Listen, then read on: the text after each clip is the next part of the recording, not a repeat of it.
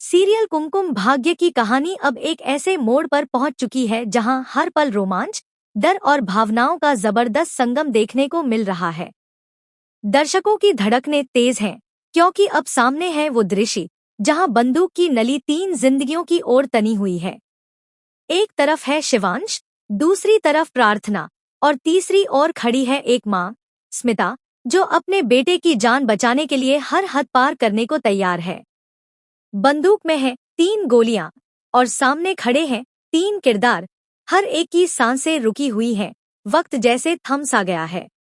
इस सारे घटनाक्रम की शुरुआत होती है जब स्मिता को किसी तरह खबर मिलती है कि शिवांश और प्रार्थना खतरे में हैं।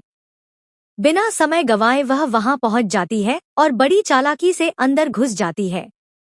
अंदर का माहौल बेहद तनावपूर्ण होता है, लेकिन स्मिता बिना डरे सीधे शिवांश और प्रार्थना के पास जाती है और दृढ़ता से कहती है, शिवांश को लेकर अभी इसी वक्त यहाँ से निकलो।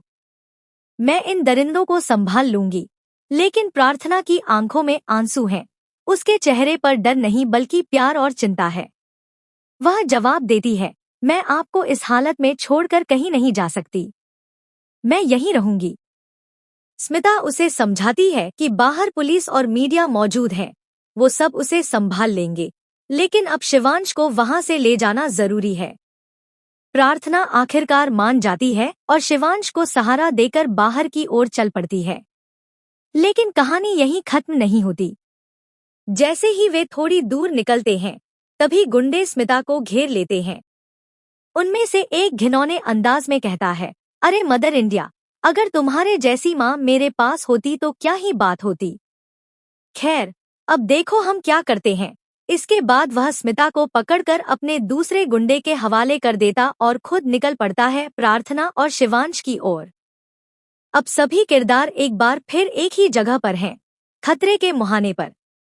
गुंडा गुस्से से कहता है, मैं पैसे के लिए कुछ भी कर सकता हूँ। अगर मुझे पैसे मिले तो तुम तीनों को एक एक करके मार डालूंगा। तभी स्मिता बोल पड़ती है, मैं दूंगी तुम्हें पैसे। बोलो कितने चाहिए। गुंडा थोड़ी देर सोचता है और फिर कहता है, ठीक है, पैसे दे देना।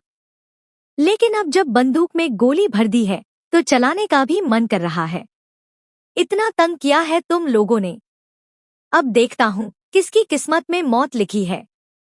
वह बंदूक उठाता है और बारी बारी से निशाना साधता है। सबसे पहले गोली चलाता है शिवांश पर, लेकिन उसे नहीं लगती। फिर बारी आती है स्मिता की, उस पर भी गोली चलती है, लेकिन वह भी बच जाती है। अब बची है सिर्फ प्रार्थना।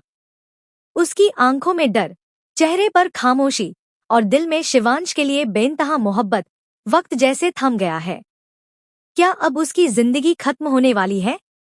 लेकिन कहानी यहाँ और भी दिलचस्प मोड़ लेती है।